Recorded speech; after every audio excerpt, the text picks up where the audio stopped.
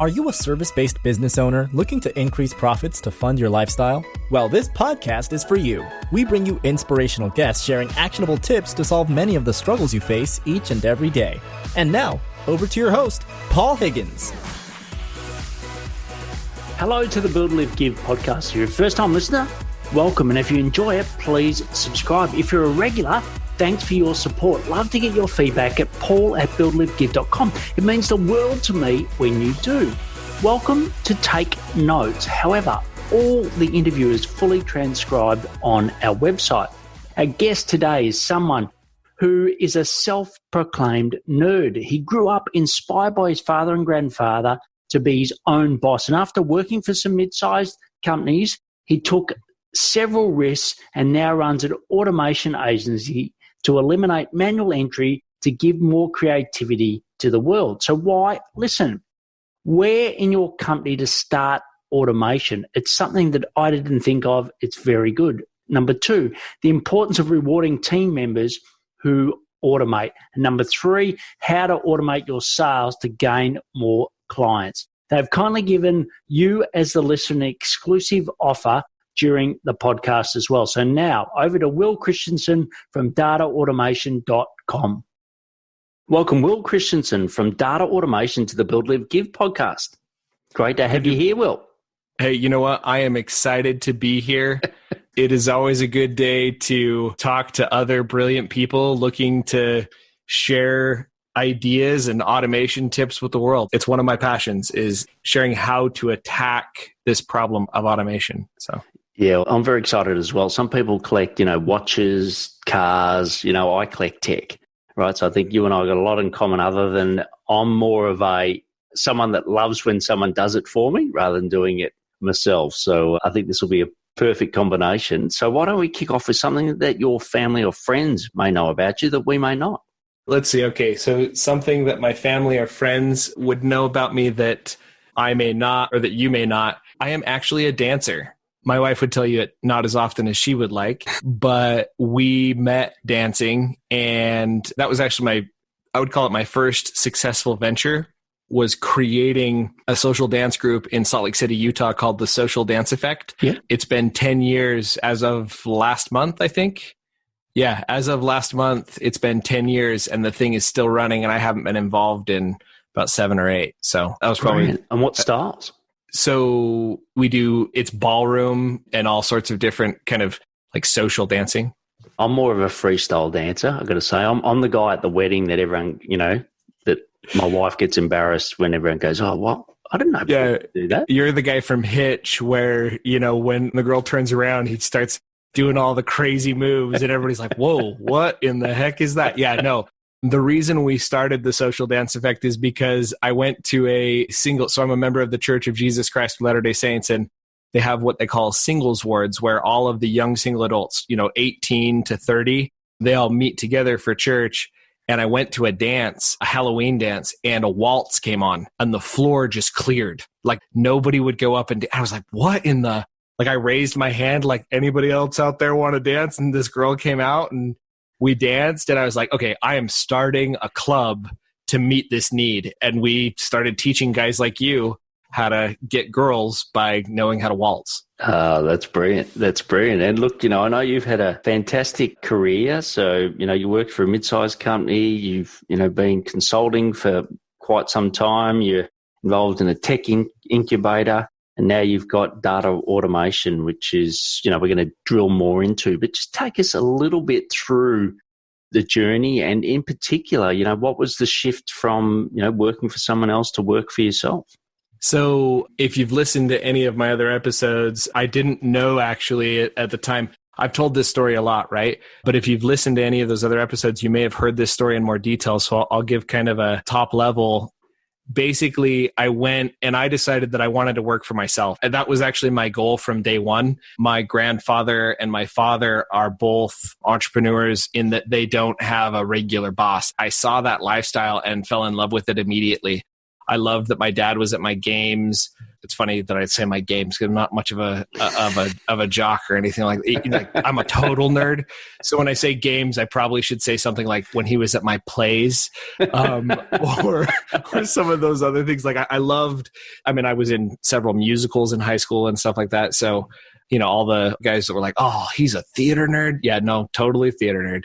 But from the very beginning, I fell in love with that idea of having a lifestyle where I wasn't totally tied to, doing everything the corporate way. And it's funny now because I need to get back to that a little more. Now that I've found some of that and I have some of that freedom, I need to start putting up some better boundaries so that I can be there for my kids more. I can still remember, I don't know if you've seen the Robin Williams Hook, that old movie where he's literally on his way to his son's baseball game and he misses it by like 2 hours. And his phone rings, and this is the beginning of the movie. It's talking about those core values. Yes. I'll tell you what, that's why I started it. That's why I got excited. So from the very beginning, that's what I was looking for. And every job I took, I worked for HyperX Media. Well, first I worked for a newspaper advertising company selling newspaper ads, and I had a different idea about how the world should work than them, and I got fired. I worked at a call center for a little while. Then I went and worked for HyperX Media as an unpaid intern with a college degree. Proved that I could do some of it. And I started as a media buyer's assistant, worked my way up to being a media director there, and then got the opportunity to go move across the country from Utah to Georgia to work inside a tech incubator, gained their trust actually by being banned from a college campus. If you're familiar with Go Dogs, UGA, I knew that I had to impress the tech incubator guys. And so I thought, let's go get on campus and let's do a book buyback, because I was working for a company called Book Scouter inside the tech incubator.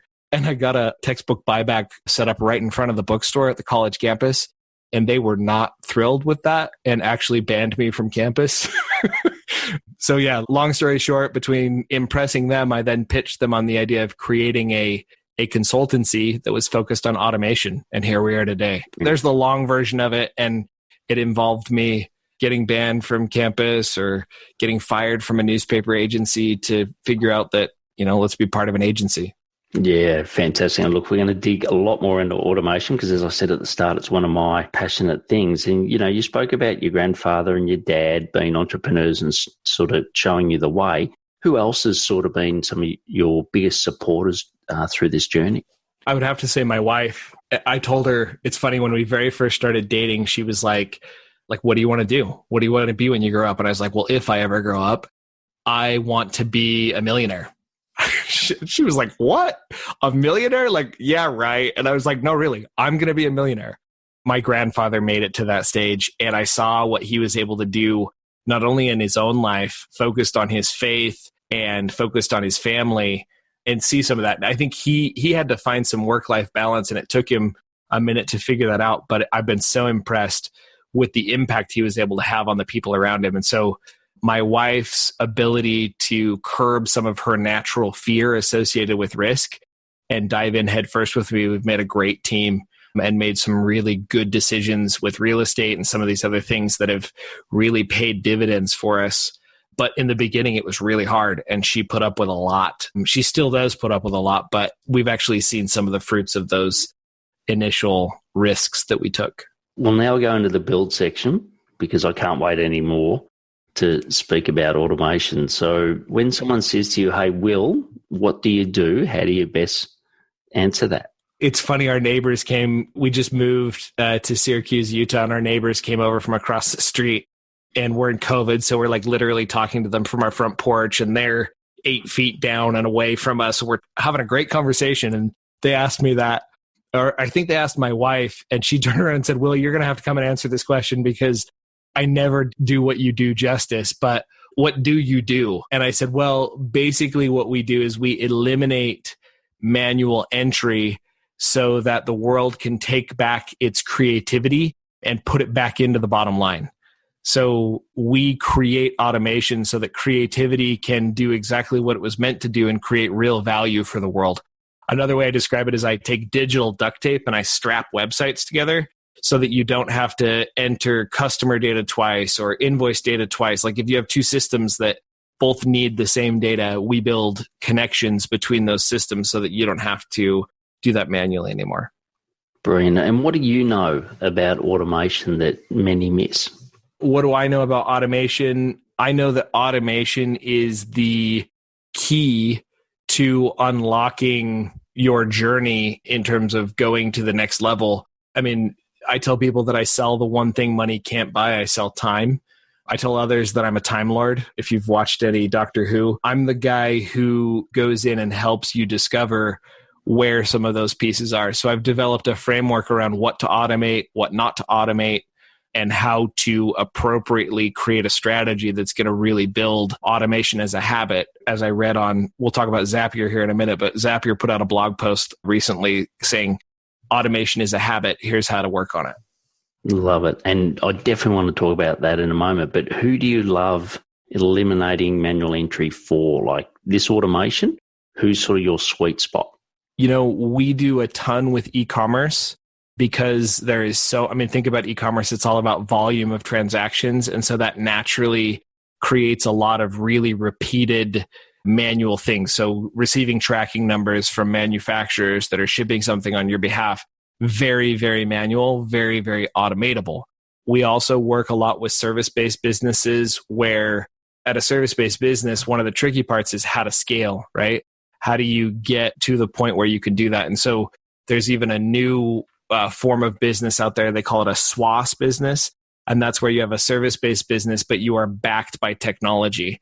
And so you create a situation where your reporting is all automated, right? So instead of having 3 FTE full-time employees who are in the background doing some reporting, you actually completely automate away that process of capturing all of that data and displaying it to your clients by creating a dashboard that they can log into and see their results.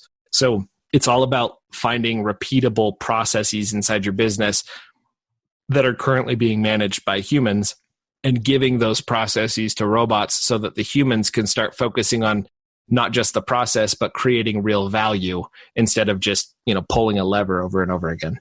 And it's interesting. A quick shout out to Matt Yays from Extend the Team. He has come from the e-commerce world, came across, and now he runs basically a virtual assistant business. And, he just constantly challenged me because, I used to own a tech agency that supplied automation into agencies, but still got quite a few manual processes. And he's like, how can we automate this? So I get it from an e-commerce perspective, but a lot of service-based business owners, are relationship-based, right? They're providing a service, they're relationship-based. How do you get people, because they want the benefit of automation, but often that's where they get stuck. How do you move someone from being stuck into, say, getting someone like you in to actually help them with the business? What's the key catalyst for that? So there's a couple of different things that you can do. And I would say the first thing is start at the bottom and go upward. So generally speaking, who is the individual in your company that is doing that manual labor?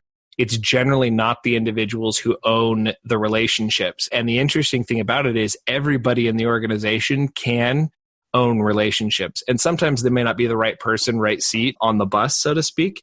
But you've got to understand that those individuals who are on the bottom of the totem pole often are capable of keeping those relationships. So, if you think about it, every business is very relationship based, and especially those service-based businesses. So if me as the CEO can maintain, 200 contacts or just call it 20 contacts, you've got to surround yourself with people who can also maintain relationships and delegate, get those things off your plate so that you have a bunch of relationships. And those people at the bottom who are doing that manual labor, if they're capable of taking those tasks of maintaining a relationship off of someone at the top, that's where there's real opportunity for scaling, right?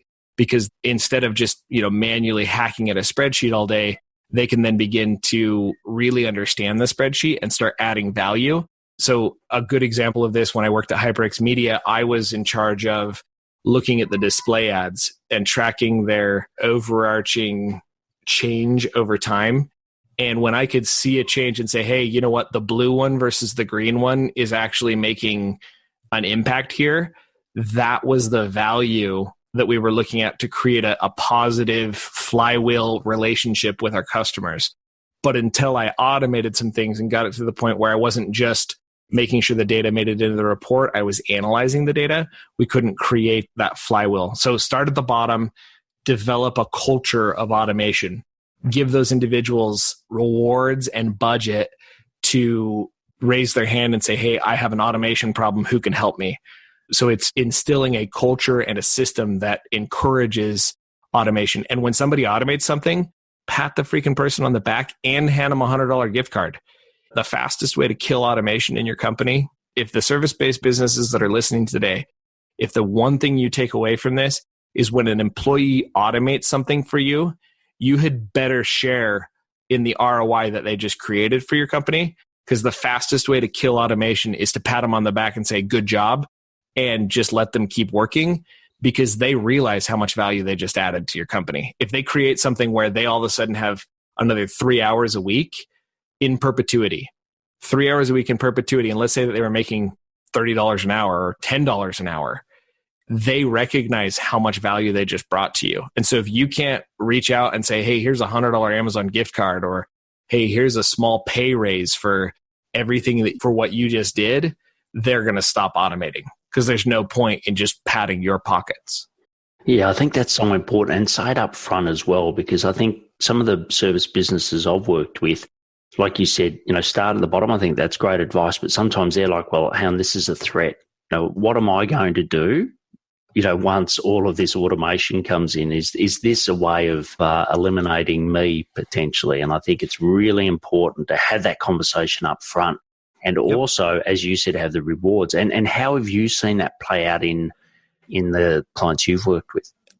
I've found that the ones who truly embrace it as a way of life, there's a company called Nomad, and Nomad embraced the culture of automation very quickly, and their whole team got really excited and got right behind it. It's clear down from the customer service people all the way up to the top. And they are using tools like Zapier and Google Sheets and a lot of these other tools and Airtable to propel their business forward in a way that's amazing. Like, they shifted their entire business model when COVID-19 hit in a matter of 3 to 5 days and started selling PPE, because they had all of the systems in place to be able to tackle orders and look at some of those pieces. And so when you have that frank conversation with the individual and say, hey, look, your brain is worth more to me than just copying and pasting in spreadsheets. Like, I know that you have more brain power than that. All of a sudden, they don't see automation as a threat. They see it as a tool. And so if you can get them to kind of see that. Now, some people are like, no, all I want to do is punch that. I just want to be the person who doesn't really have to think about it and I go home. There's still going to be room for that individual, even if we automate what they're doing now, because automation has to be maintained. You have to have somebody who's watching it, who's looking at some of what's there. And part of that's really annoying. You have to look at the logs and look at, those things that are there that don't take as much brain power. So it just depends on the gift mix of the individuals that are there. And you talked about before, always get confused, is it Zapier or Zapier? So how do you... Zapier. So think of it this way. Zapier makes you happier. So at the very bottom of their website, they actually know how hard it is to say their name. So right in the footer, it actually says Zapier makes you happier. So that's how you can remember how to do that. Most people don't even know it, but Zapier is actually a play on words for the word API, or for the acronym API. So Z-A-P-I-E-R. That's how they came up with their name. It's funny, I was working with them for like 3 years before, and I saw a video where they actually like highlighted that, and I was like, oh my gosh, that's why they're called Zapier? I had no idea. Well, I remember talking to the founder very early on. I think it might have been 2000 and I can't remember the year, 13, 14. And it was a conversation that I didn't realize the height they would hit. So big shout out. They're doing awesome. But you talked about automation as a habit, right? So what advice have you got on making automation as a habit? And again, this is a framework that I share often. I call it 15115. And so it's 15115? Correct. 15115. And what that stands for is you're looking for tasks that are more than 15 minutes a day, more than an hour a week, or more than an hour a month. And that final trailing 5 is more than 5 times before you begin to automate. So get out a sticky note, write 15115 on the top of it. And if you need to give yourself a little more context, you can write 15 minutes, 1 hour, and 1 hour, right? And if you want to put a little, you can do like per day, but you're thinking about it in terms of period, per day, per week, per month. And what that's giving you is a threshold of, if it doesn't take me more than 15, 1 hour, then I'm not going to write it down. And you're going to think about things that are repeatable either daily, weekly, or monthly. Okay. So that's the framework of what you begin to write down. And then the 5 is tally marks next to each task. So you write down that you're doing client reporting and it's a weekly thing, and you do a tally mark. After you've done it 5 times manually, that's when it's time to write up the standard operating procedure, automate, delegate, or eliminate that task. So you turn it into a habit by getting this out, writing down that sticky note, and writing down every time you do something, you're like, oh, that's probably something that could be automated. Write it down, put those tally marks next to it. And then when it's time to automate and you're talking to an automation specialist, either at DataAutomation or that you found on Fiverr or Upwork or any of these other platforms, you can say, this is how much time it's currently taking me.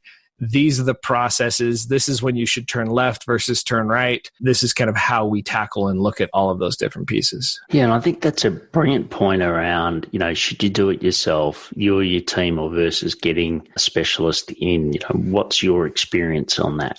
I would say if you don't have any experience automating something, I would definitely recommend that your first foray into that you purchase some automation. I mean, if you're worried about your budget, go ahead and try to do it manually, and after or try to do the automation on your own. And if you fail, then you're more ready to find somebody who has those expertise. We often find that people undervalue the automation consultant. It's kind of interesting that they're like, oh, I mean, that seems like it's common sense, so I bet I can get this done for $200. And they'll try it on their own, and they'll realize, oh crap, I actually do need somebody who understands how to help me put this into real spaces. So there's a lot of automation that you can do on your own the first time, just by Googling and finding the right SaaS platform to handle what you're looking for.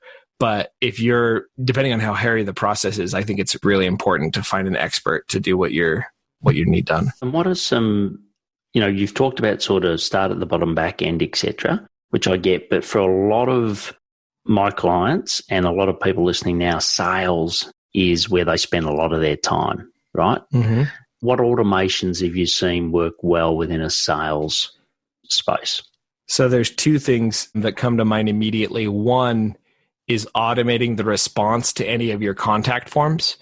So we had an issue where I was the only salesperson at DataAutomation for a little while, and I could not handle the lead volume. So obviously, that's not a problem everybody's going to face. But it's a nice problem, but it's still a problem. Yes, it's still a problem. Well, it was getting to the point where I would jump on calls with people and they're like, yeah, can you do this for like $200? And then my next call was like, yeah, can you do this for like 20 grand? And it was like, whoa. Like, we got to figure out how to get these guys who want it for $200 to get on somebody else's plate or to fill out a longer form so that we can qualify these leads better. So we actually automated our contact form so that when people would reach out to us, we would immediately reply to them and say, hey, thanks so much. This is an automated message because we believe in automation. And we've taken all of the things that you put into our little contact us form, and we've pre-filled a form that's going to give you direct access to my calendar so that we can jump on the phone together. And we created a choose your own adventure form using Google Forms that would take them to an appropriate calendar based upon who they were. And we knew like, okay, if they're a SaaS company and they've got X number of this problem or whatever, then we want to send them to Will's calendar because their budget's their problem's big enough that we can probably solve it and have positive ROI. But if they weren't getting that large, we would push them to my assistant's calendar. She would jump on, ask them 5 or 6 questions, give them an idea of where a minimum was, and then they would walk away and say, hey, this isn't for me.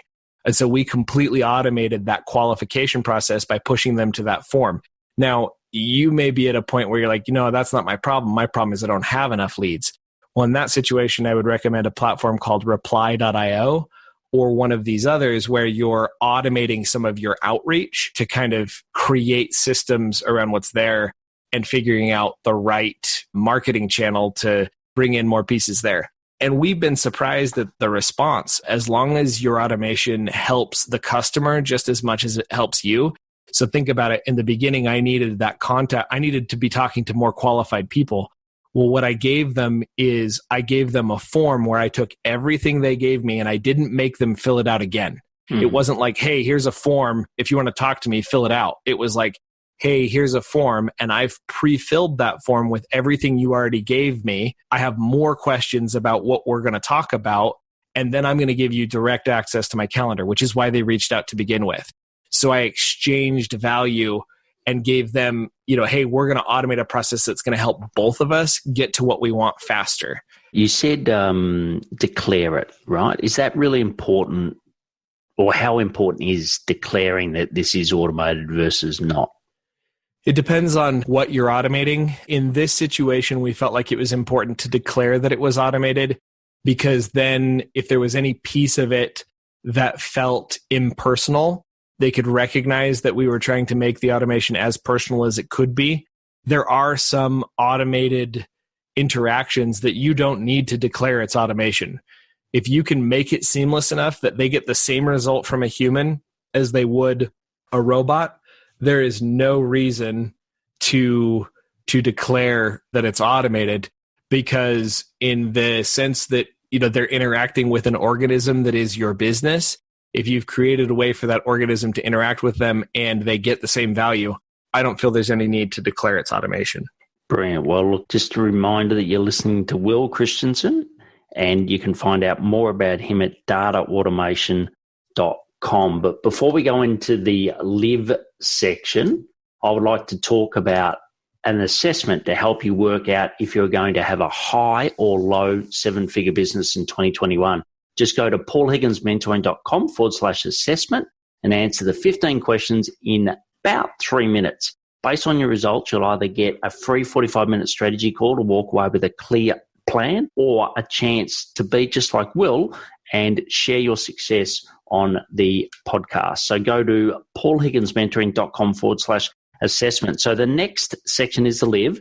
And what are some daily habits that help you be successful, Will? So the couple of the daily habits that have been huge for me is knowing when to automate, delegate, or eliminate, which is actually the name of a podcast that we founded as well. And it's knowing 1511, right? Talked about that already. Knowing when to delegate is key. And I couldn't agree more with outsourcing when it's time to outsource, or getting yourself an assistant, someone who can focus on helping you do what you do best. So in order, automate. So 1511, finding opportunities for automation. Delegate, in that you really need to stop and ask yourself before you begin any task, am I the best person to accomplish what we're about to do? And if the answer to that question is no, get that thing off your plate. Find somebody who is a better person to handle that. Getting an assistant, I think the first assistant I had was 3 or 4 years ago. It took me quite a while to figure out the right way to get an assistant. I currently have an assistant through a company called Satiated Artist, and I love it. I love how effective they are at helping me get there. And then that third thing would be eliminate, which is going in and asking yourself, what can I stop doing each week that's going to free up the business to go where it needs to go? And personally, right? What can we eliminate that's going to allow us to get where we need to go? Excellent, Brant. And the order, so I've heard variations of this order, but sometimes people say, look, start the other way. So eliminate first and then maybe automate. Why did you choose eliminate as the last step? That's a great question. So when I say automate, delegate, eliminate, I don't mean that that's the order that it has to be in. Part of the reason I chose it is because it's alphabetical, ADE, yes, right? Yes. And it rings, right? So part of the reason I chose that is because it's there. The other reason I think is there is because a lot of times it's difficult to know whether or not something should be automated early on. And after it's been automated, it's much easier to be like, you know what, that's just not having that much impact. And so as long as you use 15, actually, very interesting that you asked that.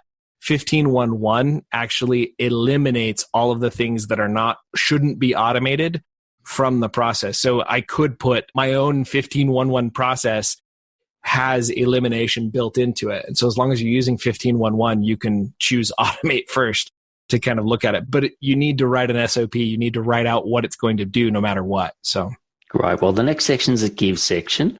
And I know that faith is a very important part of your life, but what other charities or communities are you passionate about and why? So I am a member of the Church of Jesus Christ of Latter-day Saints, and I am incredibly passionate about helping that organization grow. I'm a very faith-based person. I believe God's in the details of our lives, and I believe that He's restored His church on the face of the earth. So it's a powerful place that I believe helps people grow and get there. I'm also pretty passionate about an organization called One Heart, One Light, which is about helping men deal with their emotions and recognize, how to handle some of those different pieces of what's there. Great. And also, I've got a charity where I give to a charity where all the proceeds of my book and a percentage of my revenue go to. It's called the Purple House. And you can go to purplehouse.org.au to find out more. And they certainly help Indigenous people with dialysis, which is close to my heart, Will. So the last section's the rapid response or rapid fire questions, to quote John Lee Demas. I'll ask you some questions and just get some quick replies. So the first one is, what are your top 3 personal effectiveness tips? So the top 3 personal effectiveness tips, I would go back to what I told you before a little bit about some of where it is. Automate, delegate, eliminate. Look for things in your life where you're stuck and figure out ways to go around those different things that you're facing by automating, delegating, or eliminating. Brilliant. And I know this is a very hard question. You've mentioned Zapier, not Zapier, Zapier, Airtable, etc. Google. I'm sure you've got lots of gadgets and lots of tech, but what's one that you really couldn't run your business without? It's interesting. Had you asked me that question a year ago, I would have said Trello, because Trello is a very, very powerful Kanban list-making tool. It's unmatched in terms of its capability on the phone versus in the web. They've just done a fantastic job of making a really solid piece of technology. We're actually in the process of transitioning away from Trello into ClickUp.